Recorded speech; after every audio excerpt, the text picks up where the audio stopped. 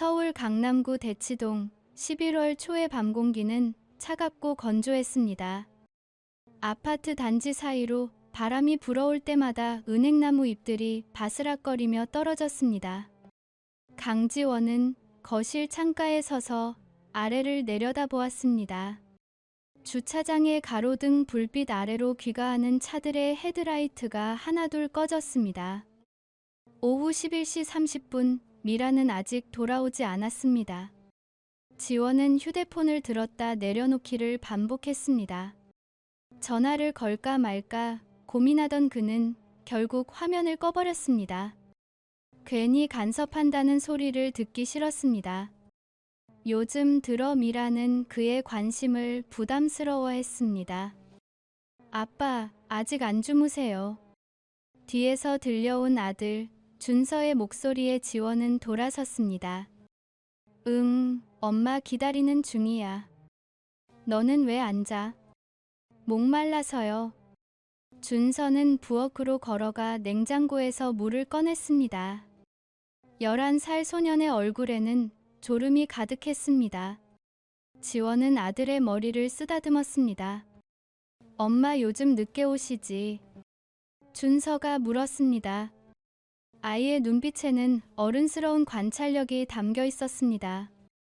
요가 끝나고 친구들이랑 차 마시고 오신대. 곧 오실 거야. 지원은 대수롭지 않은 척 대답했습니다. 하지만 그 자신도 확신이 없었습니다. 미라의 요가 수업은 화요일 저녁 7시부터 8시 30분까지였습니다. 설령 친구들과 차를 마신다 해도 이 시간까지 걸릴 리 없었습니다. 준서가 방으로 들어간 뒤 지원은 다시 창가로 돌아왔습니다. 그의 시선은 아파트 입구 쪽에 고정되어 있었습니다. 결혼 12년 차, 그는 자신이 언제부터 이렇게 아내를 기다리는 사람이 되었는지 알 수 없었습니다. 오전 9시 출근길의 지하철은 늘 붐볐습니다.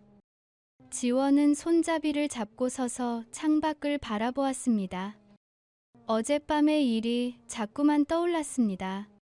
미라는 새벽 1시 15분에 돌아왔습니다. 문이 열리는 소리에 지원은 소파에서 일어났습니다. 거실 불을 켜둔 채 기다리고 있던 그를 본 미라의 얼굴이 순간 굳어졌습니다. 왜 안 자고 있어요? 미라가 먼저 물었습니다. 목소리에는 당황함이 섞여 있었습니다. 늦어서 걱정됐어. 무슨 일 있었어? 아, 차가 너무 막혀서요. 강남대로가 완전히 정체였어요.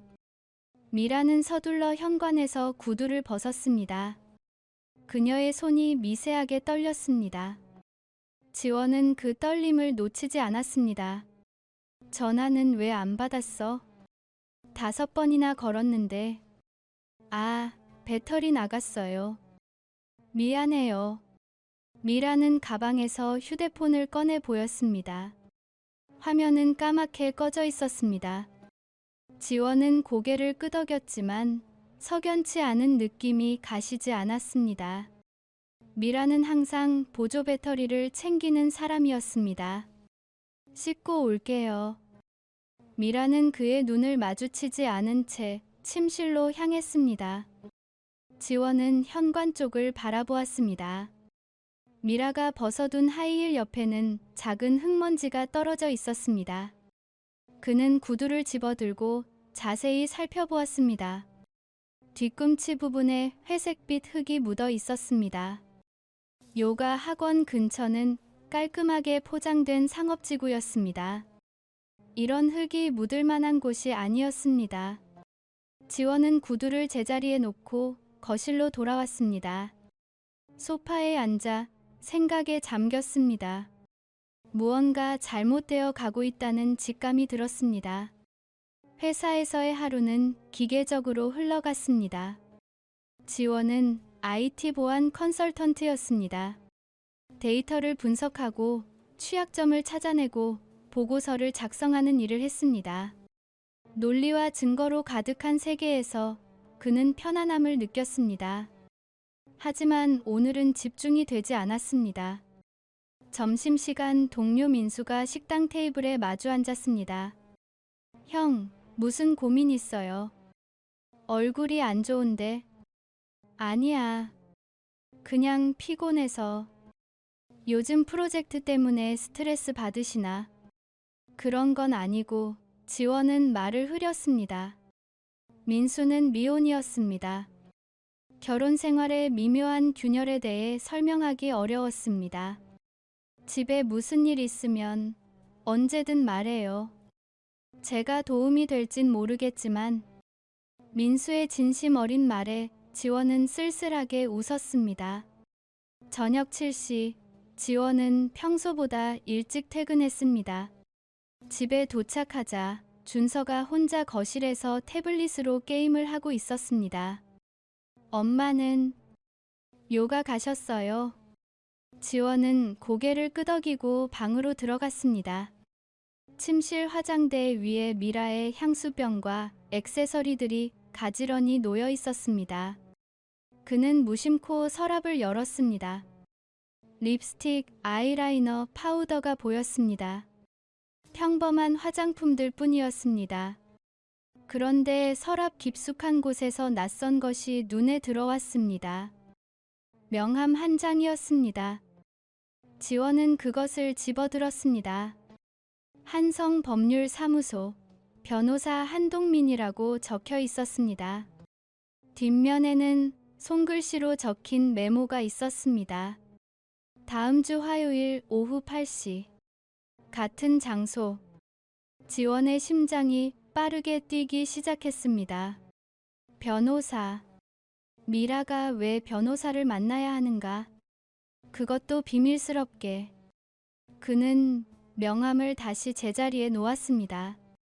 손이 떨렸습니다. 아내를 의심하고 싶지 않았지만 의심은 이미 뿌리를 내리고 있었습니다. 밤 11시 미라가 돌아왔습니다. 이번에는 10시 50분이었습니다. 지난주보다는 일렀지만 여전히 늦은 시간이었습니다.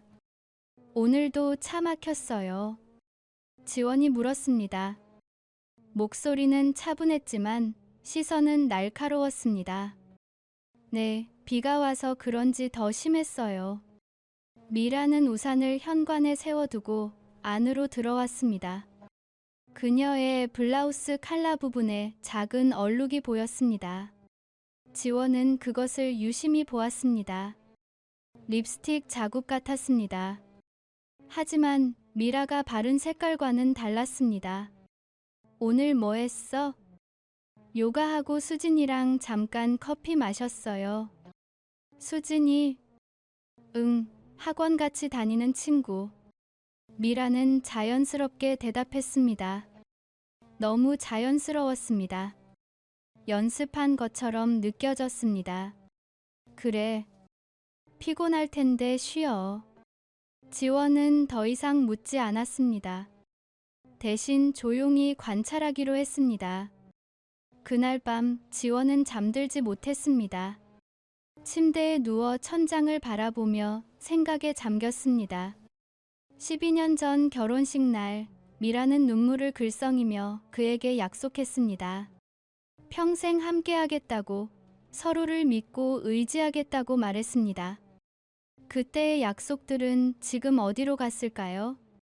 지원은 옆에 누운 미라를 바라보았습니다. 그녀는 등을 돌리고 자고 있었습니다. 예전에는 그의 팔베개를 베고 잤었습니다. 이제는 침대 끝까지 멀어져 있었습니다. 새벽 3시, 미라의 휴대폰에서 진동음이 들렸습니다.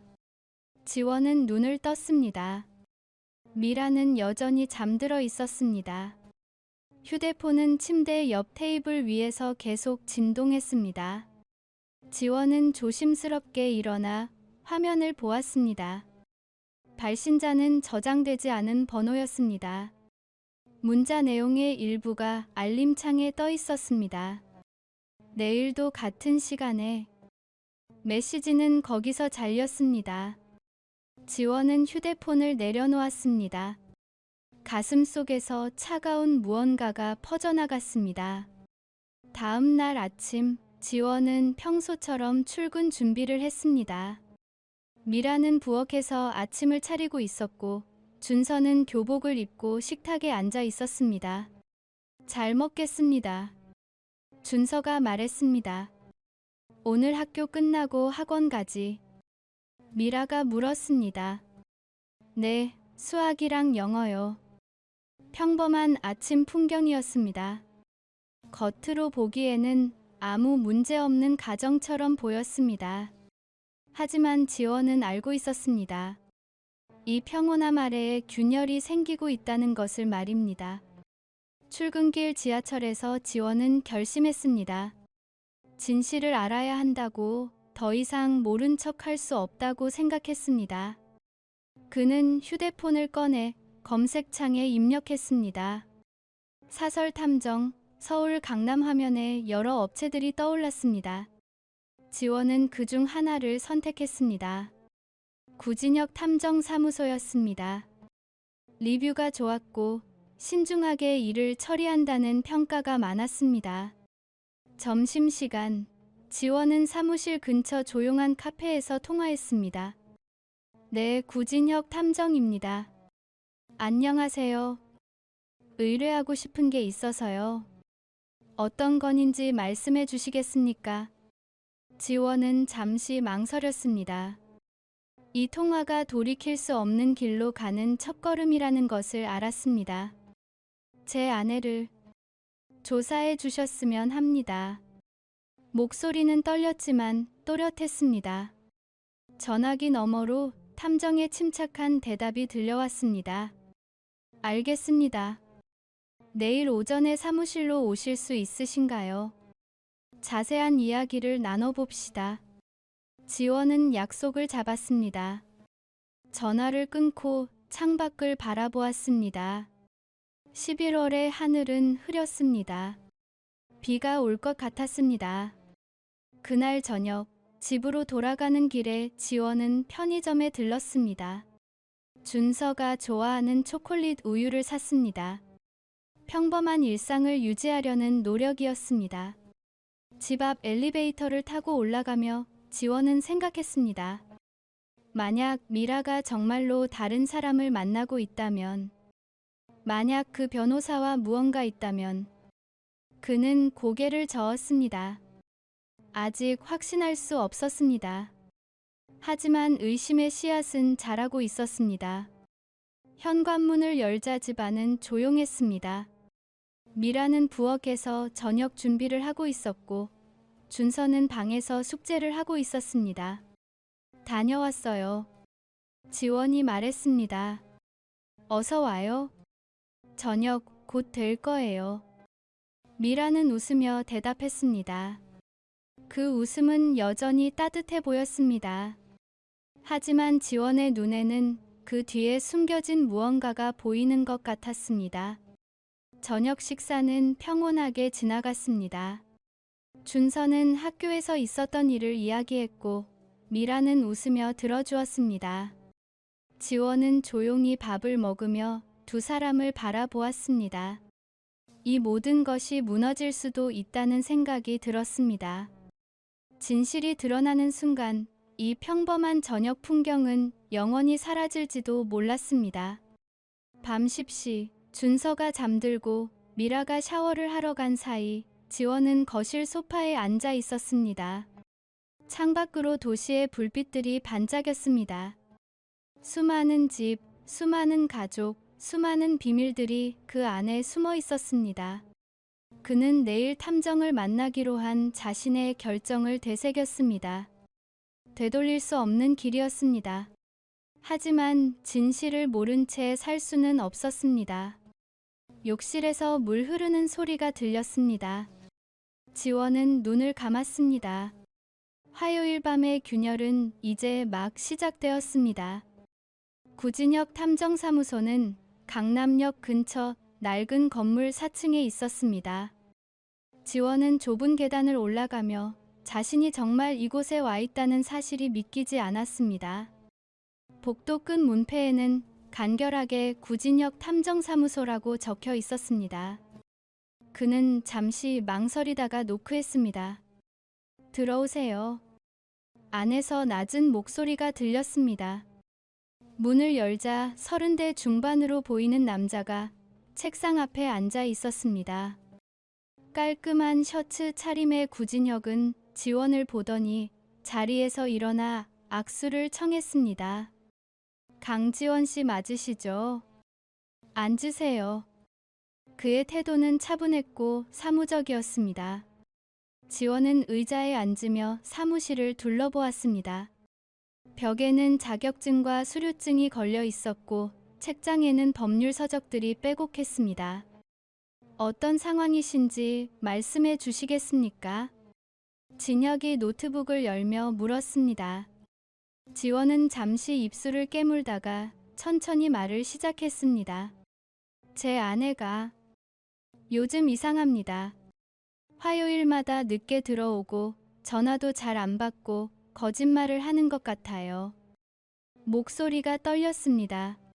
자신의 결혼 생활을 낯선 사람에게 털어놓는다는 것이 창피했습니다. 진혁은 고개를 끄덕이며 메모를 했습니다. 구체적으로 언제부터 그런 변화가 있었습니까? 한 달 전쯤부터요. 처음에는 단순히 바쁜 줄 알았는데 지난주부터 확실히 뭔가 숨기고 있다는 느낌이 들었어요. 지원은 가방에서 명함을 꺼냈습니다. 미라의 서랍에서 찾은 한동민 변호사의 명함이었습니다. 이것도 발견했습니다. 뒷면에 약속 메모가 있어요. 진혁은 명함을 받아 자세히 살펴보았습니다. 그의 표정이 미묘하게 변했습니다. 한성법률사무소, 한동민 변호사. 그는 컴퓨터에 무언가를 검색했습니다. 이 사람, 최근에 금융범죄 관련으로 내부 조사를 받고 있다는 소문이 있습니다. 금융범죄요. 지원의 목소리가 높아졌습니다. 네, 확실하지는 않지만 업계에서 조용히 도는 이야기입니다. 고객 돈을 횡령했다는 의혹이 있어요. 지원은 숨이 막히는 것 같았습니다. 단순한 외도가 아니라 범죄에 연루되었을 가능성이라니. 일단 따라가 보겠습니다. 화요일이 내일이니 내일부터 시작하죠. 진혁이 말했습니다. 보통 이런 경우 일주일 정도면 기본적인 동선과 만나는 사람을 파악할 수 있습니다. 사진과 영상 증거도 확보하고요. 알겠습니다. 지원은 계약서에 서명했습니다. 펜을 쥔 손이 떨렸습니다. 다음 날 저녁, 지원은 평소처럼 회사에서 일하는 척했지만 정신은 온통 집에 가 있었습니다. 미라가 지금쯤 요가를 간다고 나갔을 시간이었습니다. 진혁은 이미 대기 중이라고 문자를 보냈습니다. 목표 인물 확인. 추적 시작. 지원은 휴대폰을 꺼내 들었다 놓기를 반복했습니다. 시간이 너무 느리게 흘렀습니다. 밤 10시 진혁에게서 전화가 왔습니다. 지원은 서둘러 회의실로 들어가 문을 닫았습니다. 어떻게 됐습니까? 흥미로운 상황입니다. 진혁의 목소리는 침착했습니다. 사모님이 요가 학원에는 가지 않았습니다. 대신 강남 한복판의 한 오피스텔로 갔어요. 그곳에서 한동민 변호사를 만났습니다. 지원의 가슴이 철렁 내려앉았습니다. 그리고요. 둘이 함께 지하 주차장으로 내려갔습니다. 거기서 사모님이 그에게 봉투를 건넸어요. 두툼한 봉투였습니다. 돈입니까? 아마도요. 정확히는 확인 못했지만 그럴 가능성이 높습니다. 진혁이 잠시 말을 멈췄다가 덧붙였습니다. 그런데 한동민에게는 아내가 있습니다. 차서연이라는 여자인데 하늘 아카데미에서 교사로 일하고 있어요. 하늘 아카데미요. 지원은 깜짝 놀랐습니다. 그게 우리 아들이 다니는 학원인데요. 그렇습니까? 그럼 더 조심해야겠네요. 아무튼 내일도 계속 추적하겠습니다. 전화를 끊은 지원은 한동안 멍하니 서 있었습니다. 미라가 남자에게 돈을 건넸다. 그것도 변호사에게. 무슨 일에 연루된 것일까? 단순한 불륜이 아니라 뭔가 더 큰 일이 벌어지고 있다는 확신이 들었습니다. 일주일 후 진혁은 두툼한 파일을 지원 앞에 놓았습니다. 사무실 책상 위로 펼쳐진 사진들은 충격적이었습니다. 미라가 한동민과 함께 걷는 모습, 차 안에서 대화하는 모습, 주차장에서 봉투를 전달하는 모습이 선명하게 담겨 있었습니다. 이것만이 아닙니다. 진혁이 노트북 화면을 돌려 보였습니다. 한동민은 현재 한성법률사무소의 고객 자금 횡령 의혹으로 내부 감사를 받고 있습니다. 아직 공식적으로 수사가 시작된 건 아니지만 곧 검찰 조사가 들어갈 것 같습니다. 그럼 미라도 연루되어 있을 가능성이 높습니다. 사모님이 건넨 돈이 횡령 자금의 일부일 수도 있고 아니면 입막음용일 수도 있습니다. 지원은 사진을 한 장 한 장 넘겨보았습니다. 12년을 함께 산 아내의 얼굴이 낯설게 느껴졌습니다. 한동민의 아내 차서연도 조사했습니다. 진혁이 다른 파일을 꺼냈습니다. 현재 하늘 아카데미에서 수학을 가르치고 있고 남편의 외도 사실을 모르고 있는 것으로 보입니다. 하지만 최근 남편이 이상하다고 친구들에게 털어놓은 정황이 있습니다. 차서연. 지원은 그 이름을 되뇌었습니다. 아들 학원 교사라고 했죠. 네, 맞습니다. 강씨 아드님이 다니는 반은 아니지만 같은 학원입니다. 지원은 생각에 잠겼습니다.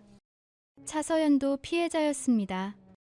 남편에게 배신당하고 범죄에 연루될 위기에 처한 여자.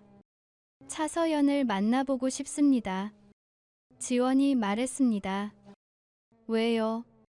그 사람도 진실을 알아야 합니다. 그리고 혹시 모릅니다. 함께 대응할 수 있을지도. 진혁은 잠시 고민하다가 고개를 끄덕였습니다. 조심하세요. 감정적으로 접근하면 일이 꼬일 수 있습니다. 알고 있습니다. 지원의 목소리는 단호했습니다. 토요일 오후, 지원은 하늘 아카데미 근처 카페에서 차서연을 기다렸습니다. 진혁이 중간에서 만남을 주선했습니다. 정확히 3시 한 여자가 카페 문을 열고 들어왔습니다. 30대 초반으로 보이는 그녀는 검은색 코트를 입고 있었습니다. 얼굴은 창백했고 눈가에는 피로가 역력했습니다. 강지원 씨인가요? 서연이 조심스럽게 물었습니다. 네, 앉으세요. 지원이 자리를 가리켰습니다. 서연은 의자에 앉으며 가방을 무릎에 올려놓았습니다. 갑자기 연락을 받아서 놀랐어요. 무슨 일로? 제 아내와 당신 남편 얘기입니다. 지원이 직설적으로 말했습니다. 서연의 얼굴이 굳어졌습니다. 지원은 가방에서 파일을 꺼내 테이블 위에 놓았습니다. 사진들이 펼쳐졌습니다. 한동민과 미라가 함께 있는 모습들이었습니다. 서연은 사진을 보더니 얼굴이 하얗게 질렸습니다. 손이 떨려서 사진을 제대로 잡지 못했습니다. 이게 언제 찍은 건가요? 지난주부터 이번 주까지입니다. 지원의 목소리는 담담했지만 눈빛은 차가웠습니다. 서연은 사진을 한 장 한 장 넘겼습니다. 눈물이 볼을 타고 흘러내렸습니다. 알고 있었어요. 뭔가 이상하다는 건. 하지만 증거를 보니까. 그녀는 말을 잇지 못하고 고개를 숙였습니다. 지원은 물을 건넸습니다. 천천히 하세요.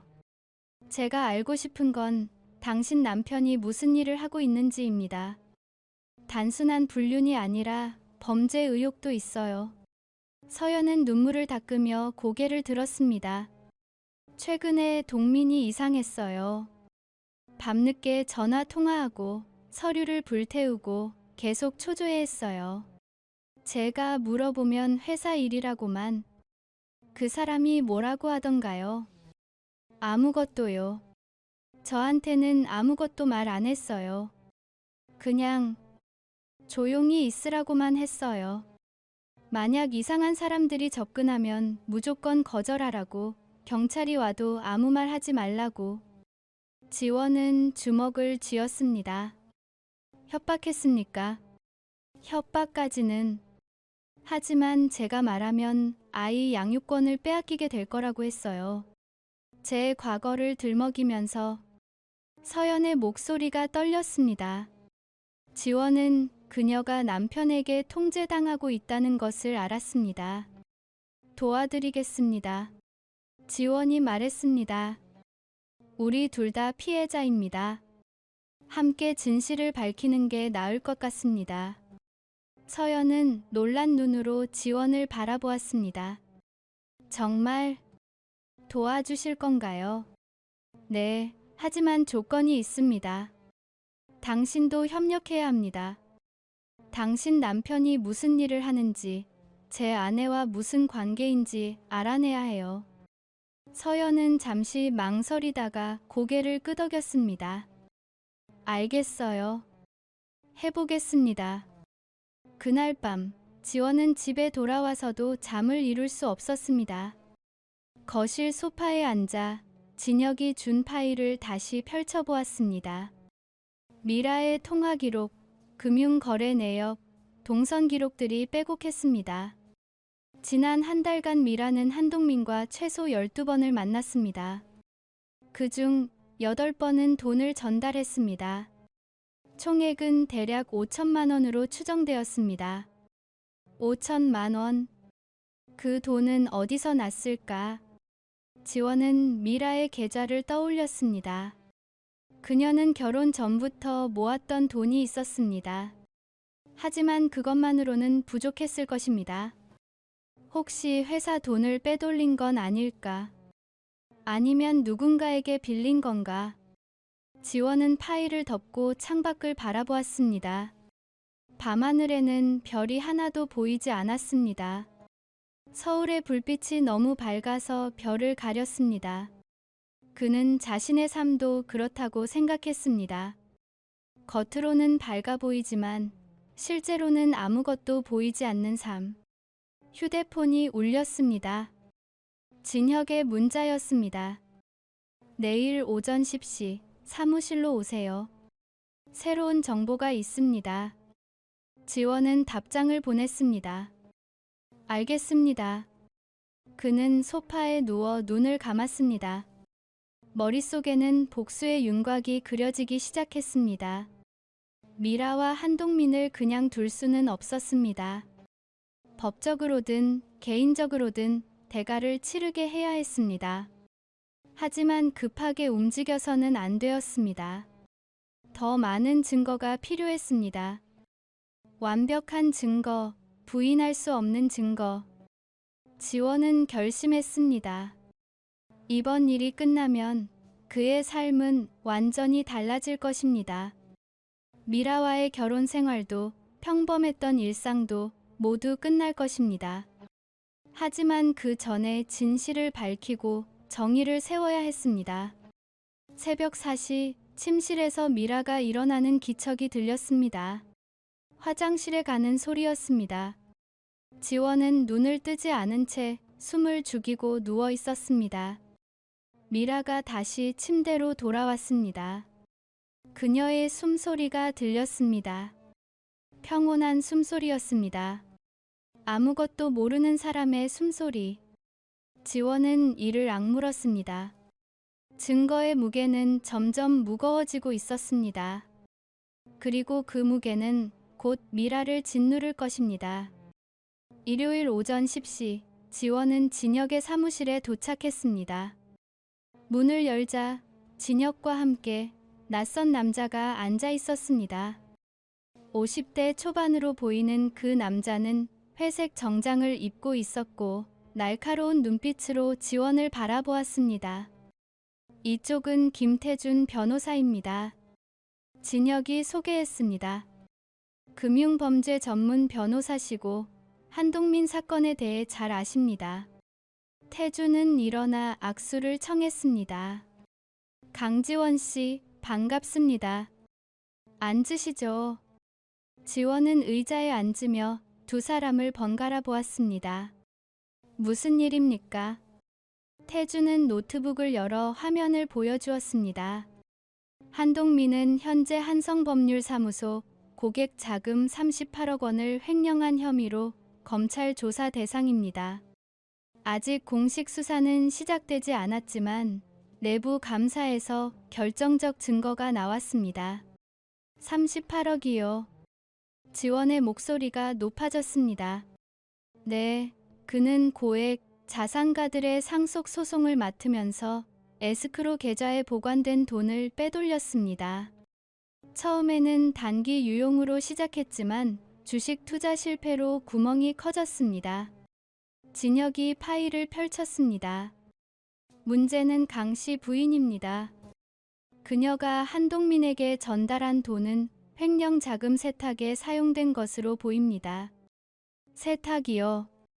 네, 부인이 운영하는 온라인 쇼핑몰 계좌로 돈이 들어왔다가 현금으로 인출되는 방식입니다. 한동민은 부인을 이용해 자금 흐름을 숨겼습니다. 지원은 숨이 막혔습니다.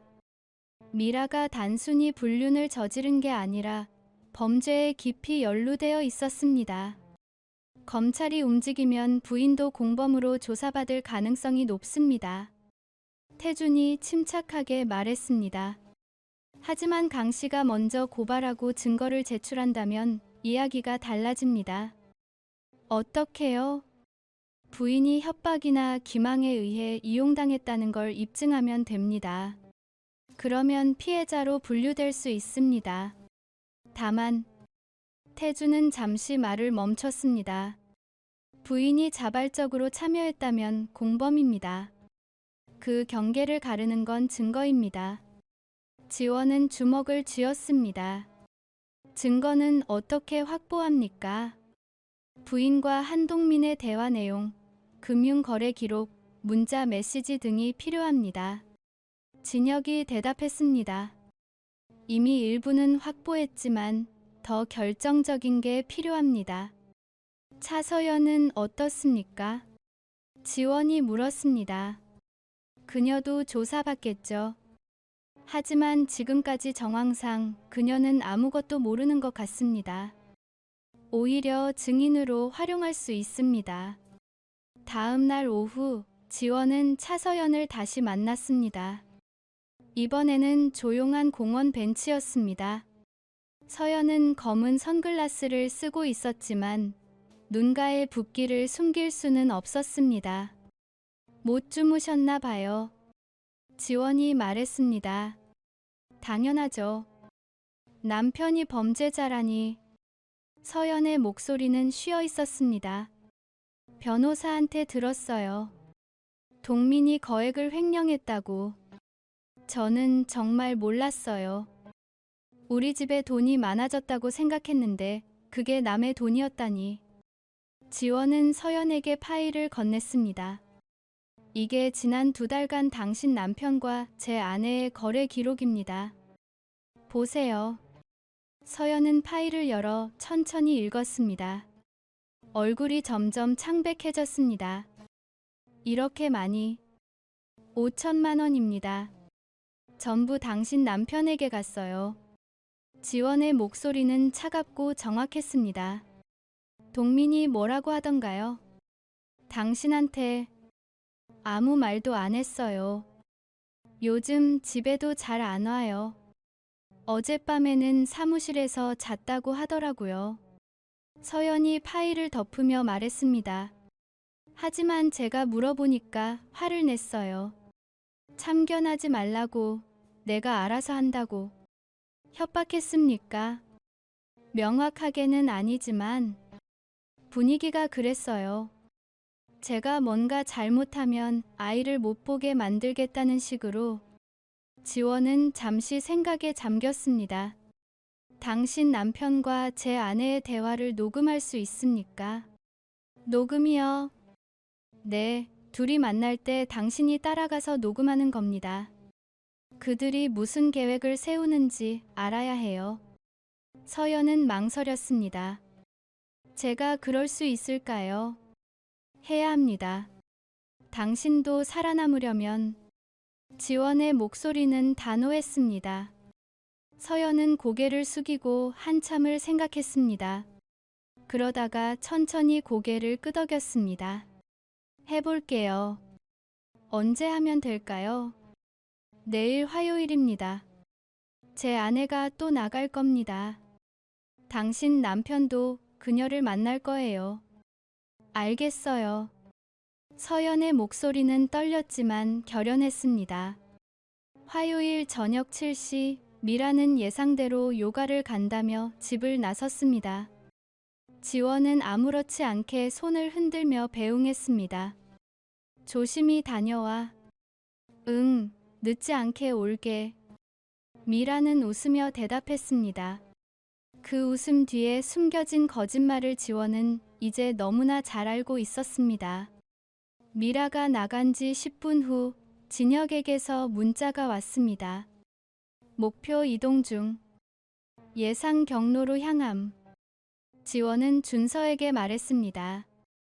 아빠 잠깐 나갔다 올게. 혼자 괜찮지? 네, 괜찮아요. 숙제하고 있을게요. 준서는 고개도 들지 않고 대답했습니다. 지원은 아들의 머리를 쓰다듬고 조용히 집을 나섰습니다. 1시간 후 지원은 강남의 한 오피스텔 지하 주차장에 있었습니다. 진혁의 차 안에서 대기하며 모니터를 지켜보았습니다. 화면에는 주차장 입구가 보였습니다. 저기 옵니다. 진혁이 말했습니다. 미라의 차가 들어왔습니다. 주차를 하고 내린 미라는 주위를 살피더니 엘리베이터로 향했습니다. 차서연 씨는요? 지원이 물었습니다. 이미 건물 안에 있습니다. 3층 계단 쪽에서 대기 중입니다. 진혁이 다른 화면을 보여주었습니다.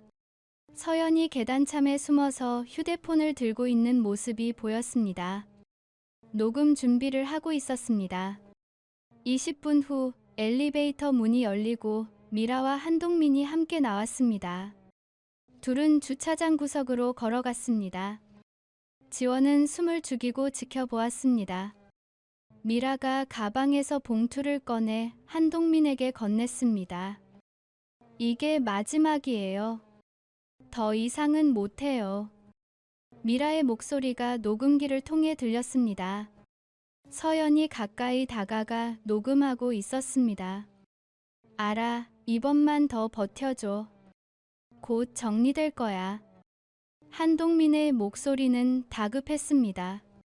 정리가 된다고요? 벌써 몇 달째예요.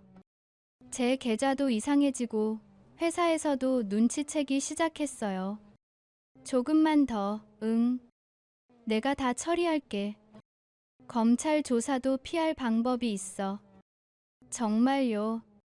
그럼 내가 거짓말한 적 있어. 믿어줘. 지원은 주먹을 불끈 쥐었습니다. 한동민은 미라를 완전히 조종하고 있었습니다. 거짓말로 안심시키고 범죄에 깊이 빠뜨리고 있었습니다. 저 인간. 지원이 낮게 중얼거렸습니다. 그때 서연이 실수로 계단 난간에 부딪혔습니다. 쿵 소리가 주차장에 울렸습니다. 한동민과 미라가 동시에 돌아봤습니다. 누구야? 한동민이 소리쳤습니다. 서연은 황급히 계단을 올라가기 시작했습니다. 한동민이 뛰어갔습니다. 잠깐 거기서. 지원은 차에서 뛰어내렸습니다. 진혁도 뒤따랐습니다. 한동민이 계단을 올라가 서연의 팔을 잡으려는 순간 지원이 그의 어깨를 잡아 당겼습니다. 손 떼. 지원의 목소리는 낮고 위협적이었습니다. 한동민이 돌아서서 지원을 보았습니다. 당신 누구야? 강지원입니다. 미라 남편. 한동민의 얼굴이 굳어졌습니다. 미라는 멀리서 창백한 얼굴로 서 있었습니다. 지원. 그녀의 목소리는 떨렸습니다. 집에 가 있어, 미라. 우린 나중에 얘기하자. 지원은 아내를 보지도 않고 말했습니다. 시선은 한동민에게 고정되어 있었습니다. 당신이 한동민이군요. 38억을 횡령하고 제 아내를 이용한 인간. 지원의 말에 한동민은 한 발 물러섰습니다. 무슨 소리야, 나는. 증거 다 있습니다. 거래 기록, 녹음 파일, 사진, 모든 것. 지원이 휴대폰을 들어 보였습니다. 내일 아침이면 검찰에 제출됩니다. 한동민의 얼굴에서 혈색이 사라졌습니다. 당신이 뭔데 감히. 피해자입니다. 당신한테 아내를 빼앗기고 범죄에 끌려간 피해자. 지원은 한 걸음 다가섰습니다. 그리고 당신 아내도 여기 있습니다. 서연이 계단 위에서 내려왔습니다. 선글라스를 벗은 그녀의 눈은 눈물로 젖어 있었지만 시선은 단호했습니다. 동민, 우리 끝이야. 서연의 목소리는 떨렸지만 명확했습니다. 서연, 잠깐. 한동민이 손을 뻗었지만 서연은 뒤로 물러섰습니다. 나한테 손대지 마. 당신이 뭘 했는지 다 알아. 녹음도 했어. 한동민은 무너지는 사람처럼 벽에 기댔습니다. 이게 뭐야? 끝입니다. 지원이 차갑게 말했습니다. 당신의 모든 것이 무너질 겁니다. 직업, 가족, 명예, 자유, 전부. 진혁이 다가와 지원의 어깨를 가볍게 쳤습니다. 가시죠. 우리가 할 일은 끝났습니다. 지원은 고개를 끄덕이고 서연을 보았습니다. 괜찮으세요? 네. 이제 시작이니까요. 서연이 대답했습니다. 미라는 멀리서 무너진 표정으로 서 있었습니다. 지원은 그녀를 한번 보고는 돌아섰습니다. 더 이상 할 말이 없었습니다. 주차장을 나서며 지원은 차가운 밤 공기를 들이마셨습니다. 복수의 첫 단계는 완료되었습니다.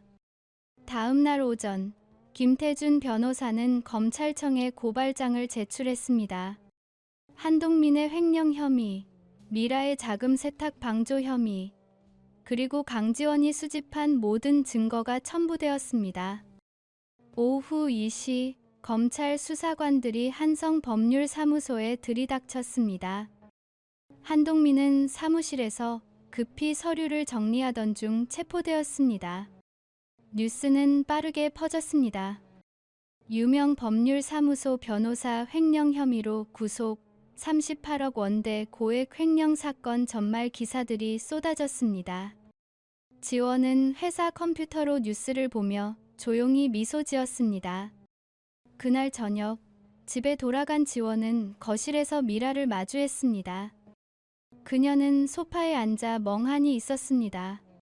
얼굴은 퉁퉁 부어 있었고 눈은 충혈되어 있었습니다. 지원. 미라가 떨리는 목소리로 말을 걸었습니다. 지원은 대답하지 않고 침실로 향했습니다. 제발 들어줘, 나는 몰랐어. 동민이가 나를 이용했어. 나는 몰랐다고. 지원이 돌아서며 차갑게 물었습니다. 5천만 원을 건네면서 몰랐어. 당신 계좌로 의심스러운 돈이 들어오는데 몰랐어. 나는 동민이 말을 믿었어. 투자라고, 곧 돌려준다고. 미라는 울먹이며 말했습니다. 지원은 비웃음을 흘렸습니다. 12년 동안 당신을 믿었어요, 미라. 이제 와서 나한테 믿으라고. 그는 가방을 집어 들었습니다. 당분간 호텔에 있을 겁니다. 변호사가 연락할 거예요. 이혼 서류 준비하세요. 이혼. 미라의 목소리가 높아졌습니다. 제발, 준서 생각해서라도.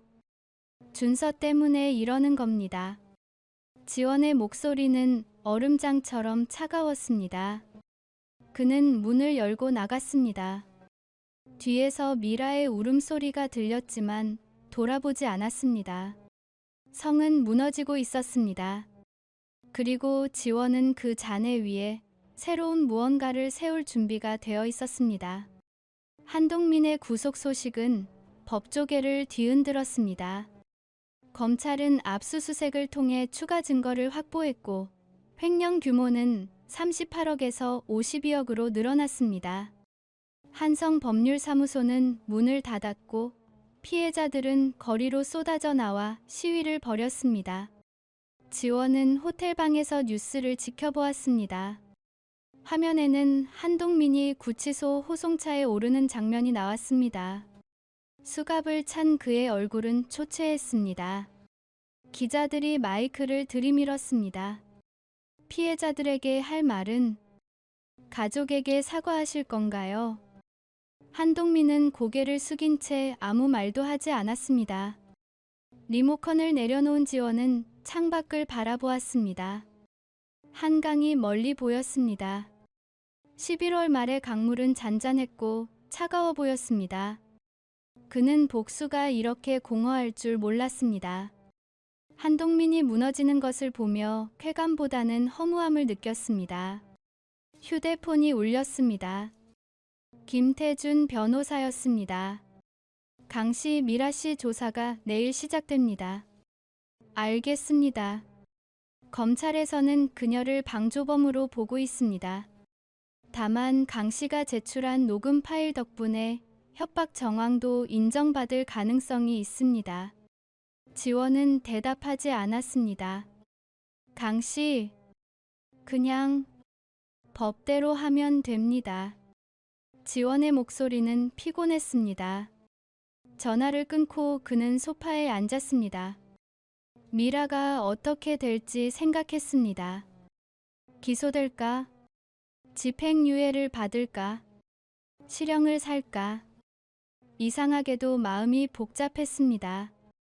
분노는 여전했지만 12년을 함께 산 사람이 무너지는 것을 보는 건 쉽지 않았습니다. 며칠 후 차서연을 만났습니다. 강남의 조용한 한식당이었습니다. 서연은 검은색 니트를 입고 있었습니다. 얼굴은 여전히 창백했지만 눈빛은 전보다 단단해 보였습니다. 어떻게 지내세요? 지원이 물었습니다. 그럭저럭요. 학원에서는 힘들어요. 서연이 차를 한 모금 마시며 말했습니다. 학부모들이 수군거리고 아이들도 다 알아요.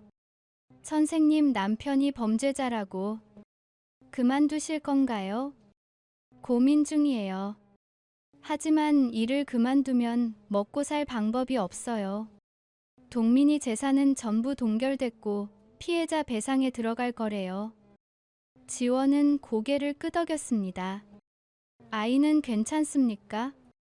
모르는 척 하려고 해요. 그런데 학교에서 놀림받는다고 하더라고요. 아빠가 감옥에 갔다고. 서연의 목소리가 떨렸습니다. 미안합니다. 지원이 조용히 말했습니다. 왜요? 강 씨가 잘못한 게 없잖아요. 그래도 제가 시작한 일이니까요. 서연은 고개를 저었습니다.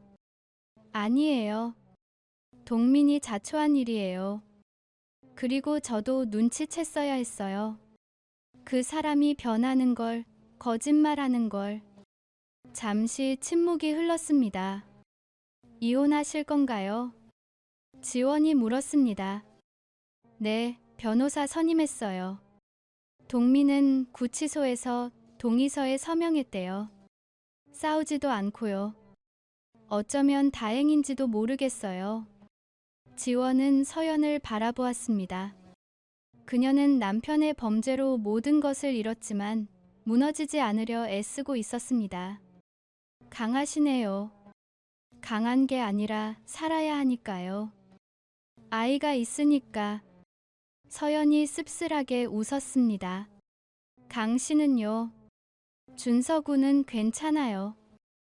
아이한테는 아직 다 말하지 못했어요. 엄마가 잠시 할머니 집에 갔다고만 했습니다. 언젠가는 알게 되겠죠. 알겠죠. 그게 두렵습니다. 지원이 솔직하게 말했습니다. 서연은 지원의 손에 자신의 손을 살짝 얹었습니다. 우리 둘 다 피해자예요. 그걸 잊지 마세요. 그녀의 손은 따뜻했습니다. 지원은 고개를 끄덕였습니다. 일주일 후 미라가 검찰 조사를 받았습니다. 지원은 변호사를 통해 소식을 들었습니다. 그녀는 8시간 동안 조사받았고 한동민에게 이용당했다고 진술했습니다. 검찰은 증거를 검토 중이었습니다. 그날 저녁 미라의 어머니가 지원에게 전화했습니다. 지원아, 나야. 내 어머니. 미라를 용서해 줄 수 없니? 목소리는 간절했습니다. 어머니, 저도 힘듭니다. 알아. 내 마음이 얼마나 아플지 알아. 하지만 미라도 피해자야. 그 나쁜 놈한테 속은 거라고. 지원은 한숨을 쉬었습니다. 어머니, 미라는 선택했습니다. 저한테 말하지 않기로, 그 사람을 믿기로, 돈을 건네기로. 전부 그녀의 선택이었어요. 그래도 준서를 생각해서라도 이혼해야 합니다. 이 상황에서 가족을 유지하는 건 아이한테 더 나쁩니다. 준서는 뭐래? 아직 모릅니다. 알면 어떻게 될까봐 무섭습니다. 어머니는 한참을 말이 없었습니다. 미안하구나, 지원아. 미라를 잘못 키운 게 내 잘못이야. 아닙니다. 어머니 잘못이 아닙니다. 지원은 전화를 끊고 침대에 누웠습니다. 천장을 바라보며 눈을 감았습니다. 12월 초 한동민의 첫 공판이 열렸습니다. 지원은 방청석에 앉아 지켜보았습니다. 차서연도 멀리 앉아 있었습니다. 한동민은 재판정에 들어오며 서연을 봤지만 그녀는 고개를 돌렸습니다. 재판장이 사건 개요를 낭독했습니다. 52억 원 횡령, 15명의 피해자, 조직적 자금 세탁. 검사는 징역 12년을 구형했습니다. 한동민의 변호인은 피고인이 깊이 반성하고 있다고 말했습니다. 하지만 피해자들은 법정에서 울부짖었습니다. 내 평생 모은 돈을 돌려줘. 당신 때문에 우리 가족이 무너졌어. 한동민은 고개를 숙이고 있었습니다. 어깨가 떨렸습니다. 지원은 그 모습을 담담히 바라보았습니다. 동정심은 들지 않았습니다. 그저 한 사람이 자신의 선택 때문에 추락하는 것을 목격할 뿐이었습니다. 재판이 끝나고 복도에서 서연을 만났습니다. 보셨어요? 서연이 물었습니다. 네. 어떤 기분이에요? 공허합니다. 지원이 솔직하게 말했습니다. 저도요. 그 사람이 무너지는 걸 보니까 속이 후련하지 않아요. 그냥 슬프고 허무해요. 둘은 나란히 걸으며 법원을 나왔습니다. 찬바람이 불었습니다. 앞으로 어떻게 하실 거예요? 서연이 물었습니다. 준서랑 새로 시작하려고요. 집도 옮기고 환경도 바꾸고. 좋은 생각이에요. 저도 그럴 거예요. 아이랑 다른 동네로 이사 가려고요. 힘드시겠네요. 괜찮아요. 익숙해질 거예요. 서연은 잠시 망설이다가 말했습니다. 강씨, 고마워요. 왜요? 제가 진실을 알게 해줘서요. 거짓 속에 사는 것보다 나아요. 지원은 고개를 끄덕였습니다. 저도 감사합니다. 혼자였으면 버티지 못했을 겁니다. 서연은 손을 내밀었습니다. 지원은 그 손을 잡았습니다. 악수는 짧았지만 따뜻했습니다. 며칠 후 미라가 기소되었습니다. 자금 세탁 방조 혐의였습니다. 검찰은 집행유예를 구형할 것으로 보였습니다. 지원은 변호사를 통해 이혼 서류를 보냈습니다.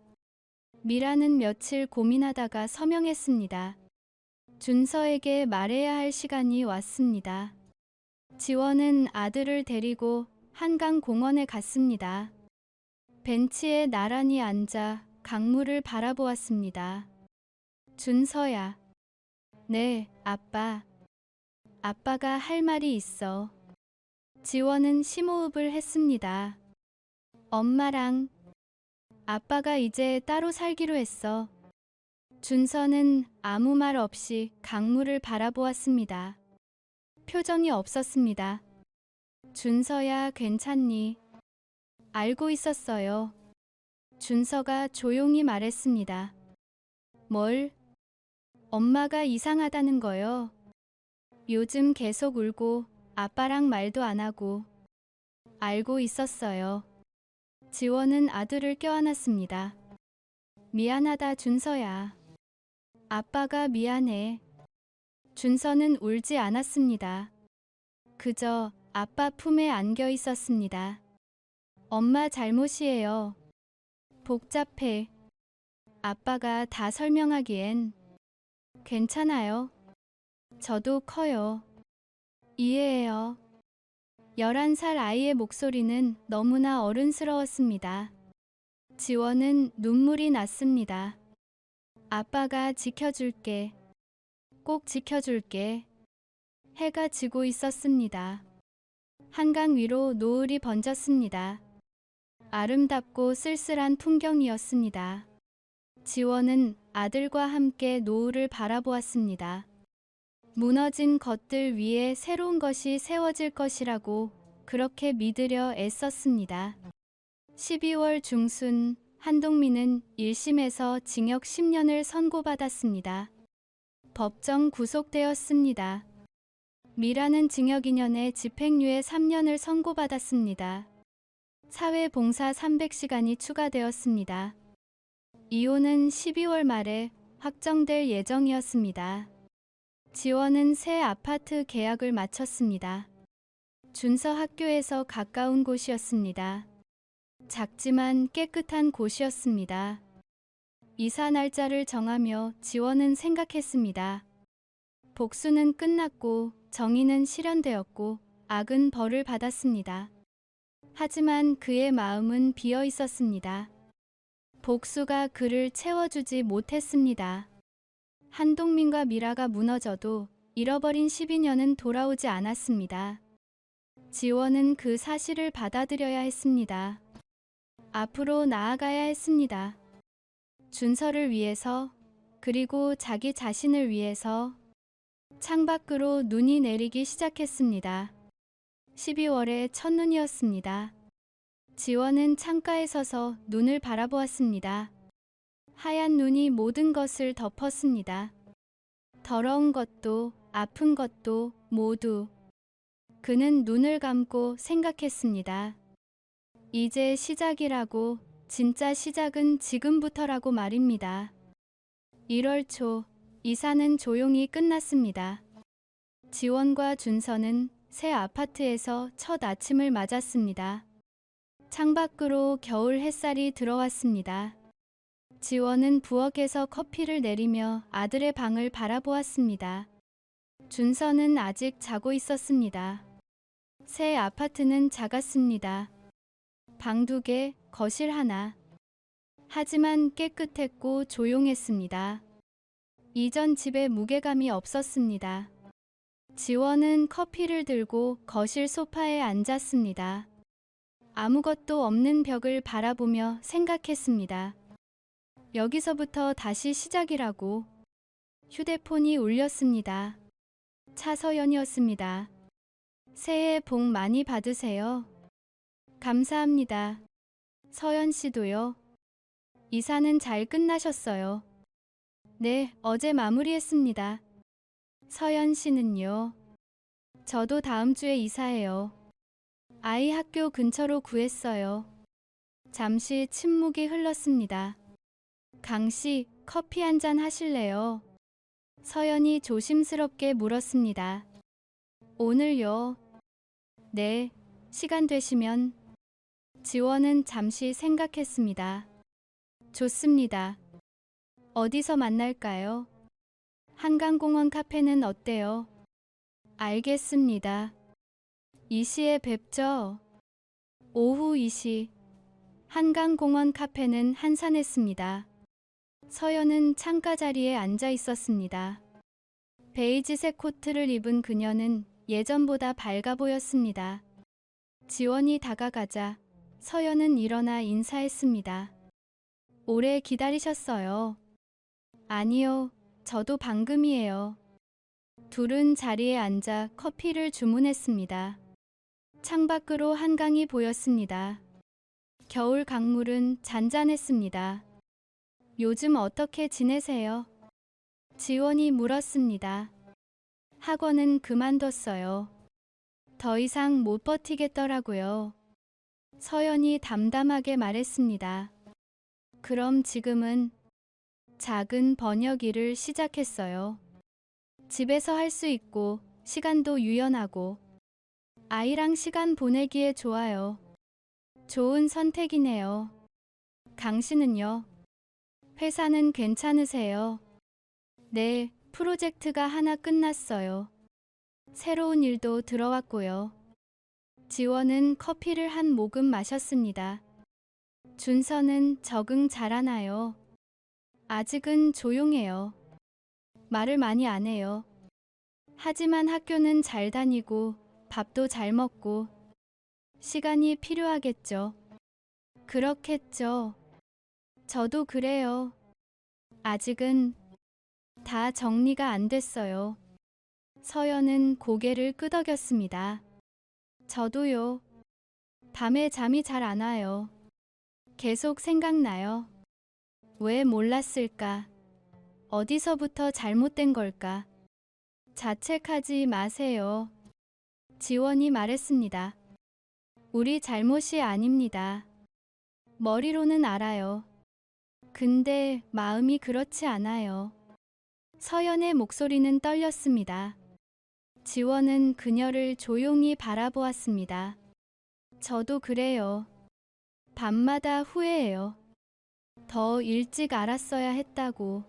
미라를 더 잘 지켜봤어야 했다고. 우리 둘 다 피해자예요. 서연이 말했습니다. 그 사실만은 잊지 말아요. 잊지 않겠습니다. 지원은 창밖을 바라보았습니다. 강변을 따라 사람들이 걷고 있었습니다. 조깅하는 사람, 자전거 타는 사람, 손잡고 걷는 연인들. 평범한 일상이 흘러가고 있었습니다. 강 씨, 서연이 조심스럽게 말했습니다. 네, 고마워요. 그때 저를 도와줘서. 제가 뭘? 아니에요. 강 씨가 없었으면 저는 아직도 모르고 살았을 거예요. 거짓 속에서. 서연의 눈에 눈물이 맺혔습니다. 진실을 알게 해줘서, 함께 싸워줘서 고마워요. 지원은 잠시 말이 없었습니다. 그러다가 천천히 입을 열었습니다. 저도 감사합니다. 혼자였으면 무너졌을 거예요. 서연 씨가 있어서 버텼습니다. 둘은 서로를 바라보았습니다. 눈빛에는 슬픔도, 위로도, 이해도 담겨 있었습니다. 말이 필요 없었습니다. 며칠 후 지원은 미라에게서 편지를 받았습니다. 손으로 쓴 긴 편지였습니다. 지원은 커피를 마시며 천천히 읽었습니다. 지원아, 잘 지내니? 나는 그럭저럭이야. 집행유예라서 집에 있어. 엄마 집에서 지내고 있어. 사회봉사는 주말마다 나가고 있고. 준서한테 미안해. 엄마가 너무 잘못했어. 네가 준서를 잘 키워줄 거라고 믿어. 나보다 훨씬 나은 부모일 거야. 나는 매일 후회해. 왜 그랬을까? 왜 동민을 믿었을까? 왜 너한테 말하지 않았을까? 돌아갈 수 있다면 다 되돌리고 싶어. 하지만 그럴 수 없다는 걸 알아. 용서해달라고 하지 않을게. 자격이 없어. 그냥 미안해. 정말 미안해. 건강 챙기고 준서 잘 돌봐줘. 언젠가 준서가 크면 나한테도 한 번쯤 기회를 줄까? 그것만 바라. 미라. 지원은 편지를 내려놓았습니다. 복잡한 감정이 밀려왔습니다. 분노는 많이 가라앉았습니다. 대신 슬픔과 허무함이 남았습니다. 12년의 결혼이 한 장의 편지로 끝났습니다. 그는 편지를 서랍에 넣었습니다. 답장은 쓰지 않았습니다. 아직은 할 말이 없었습니다. 언젠가는 쓸 수 있을지도 모릅니다. 하지만 지금은 아니었습니다. 2월, 입춘이 지나고 날씨가 조금씩 풀렸습니다. 지원은 준서와 함께 주말마다 한강을 걸었습니다. 아들은 예전보다 말이 적었지만 표정은 밝아졌습니다. 아빠, 저기 오리 봐요. 준서가 강변을 가리켰습니다. 그러네. 청둥오리인가. 둘은 나란히 걸으며 오리들을 구경했습니다. 지원은 아들의 손을 잡았습니다. 작고 따뜻한 손이었습니다. 준서야. 네. 행복하니? 응. 준서는 짧게 대답했습니다. 아빠랑 있으면 괜찮아요. 지원은 가슴이 뭉클했습니다. 고마워, 준서야. 왜요? 그냥 네가 있어서 고마워. 준서는 아빠를 올려다보며 웃었습니다. 그 미소가 지원에게는 전부였습니다. 어느 토요일 서연이 문자를 보냈습니다. 이사 끝났어요.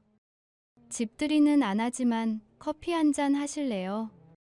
지원은 답장했습니다. 좋습니다. 언제가 좋으세요? 내일 오후 어때요? 좋아요. 다음 날, 지원은 서연의 새 아파트를 찾아갔습니다. 작지만 아늑한 곳이었습니다. 서연은 커피를 내오며 말했습니다. 어때요? 좀 좁죠? 아니요. 따뜻해 보여요. 지원이 거실을 둘러보며 말했습니다. 벽에는 서연과 아이의 사진이 걸려 있었습니다. 책장에는 책들이 가지런히 꽂혀 있었습니다. 새 시작이네요. 지원이 말했습니다. 네, 맞아요. 무섭기도 하고 기대되기도 해요. 서연은 커피를 건네며 소파에 앉았습니다. 아이는 어때요? 학교 적응 잘해요. 친구도 사귀고. 다행이네요. 둘은 커피를 마시며 창밖을 바라보았습니다. 봄이 오고 있었습니다. 나무들이 초록빛으로 물들기 시작했습니다. 강씨, 저 물어봐도 돼요. 서연이 조심스럽게 말했습니다. 네. 앞으로 뭐 하실 거예요? 재혼 같은 거 생각하세요?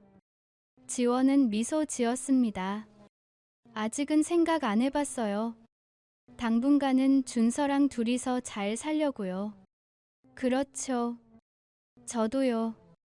혼자 아이 키우면서 일하는 게 목표예요. 서연도 웃었습니다. 우리 둘 다 바쁘겠네요. 그래도 괜찮아요.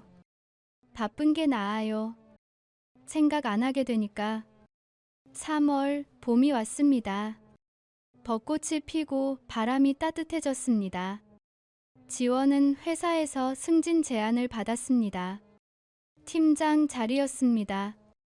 고민 끝에 수락했습니다. 준서를 위해 안정적인 미래가 필요했습니다.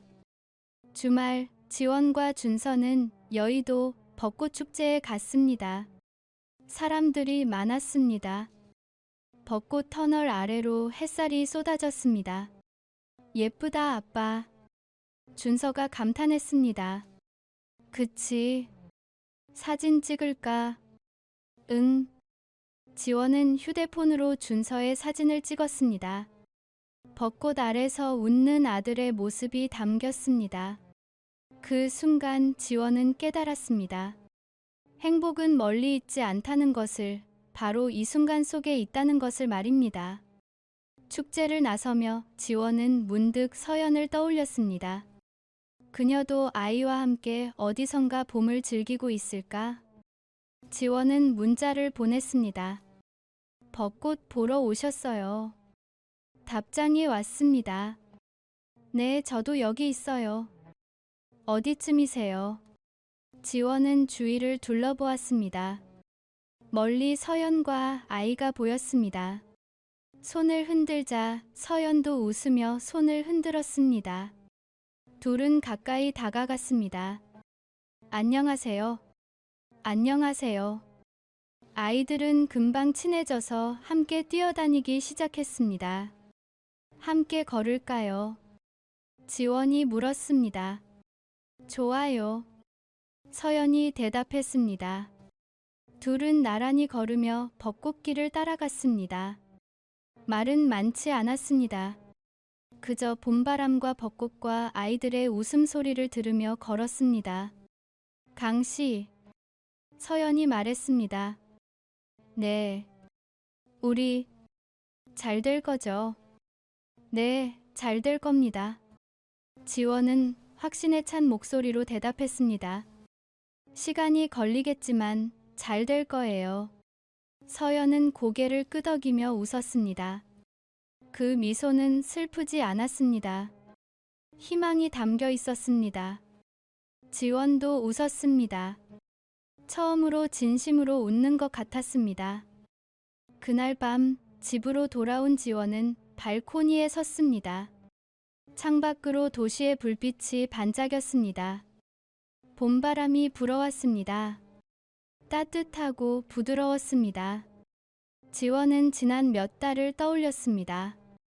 배신, 분노, 복수, 몰락, 그 모든 것을 지나왔습니다. 상처는 아물지 않았지만 덜 아팠습니다. 미라는 이제 과거였습니다. 용서는 아직 아니었지만 놓아줄 수는 있었습니다. 휴대폰을 꺼내 미라의 편지를 다시 읽었습니다. 그리고 처음으로 답장을 썼습니다. 미라, 편지 잘 받았어. 용서는 아직 모르겠어. 하지만 증오는 내려놓으려고 해. 우리 둘 다 앞으로 나아가야지. 준서는 잘 크고 있어. 언젠가 네가 준서를 만날 날이 오겠지. 그때까지 너도 잘 살아. 책임감 있게. 지원. 문자를 보내고 지원은 휴대폰을 내려놓았습니다. 가벼워진 것 같았습니다. 짐을 내려놓은 기분이었습니다. 방에서 준서가 불렀습니다. 아빠, 물. 알았어, 금방 갈게. 지원은 부엌으로 가서 물을 따랐습니다. 준서의 방으로 들어가 물을 건넸습니다. 자, 마셔. 고마워요, 아빠. 준서는 물을 마시고 이불을 덮었습니다. 지원은 아들의 이마에 키스했습니다. 잘 자, 아들. 잘 자요, 아빠. 불을 끄고 나오며 지원은 웃었습니다. 거실로 돌아와 소파에 앉았습니다. 조용했습니다. 평화로웠습니다. 더 이상 무엇을 증명할 필요가 없었습니다. 복수는 끝났고 정의는 실현되었고 삶은 계속되었습니다. 창밖으로 별이 보였습니다. 오랜만에 보는 별이었습니다. 지원은 별을 바라보며 생각했습니다. 내일은 또 다른 하루가 올 것이고 준서와 함께 그 하루를 살아갈 것이라고. 그것으로 충분하다고. 봄바람이 불었습니다.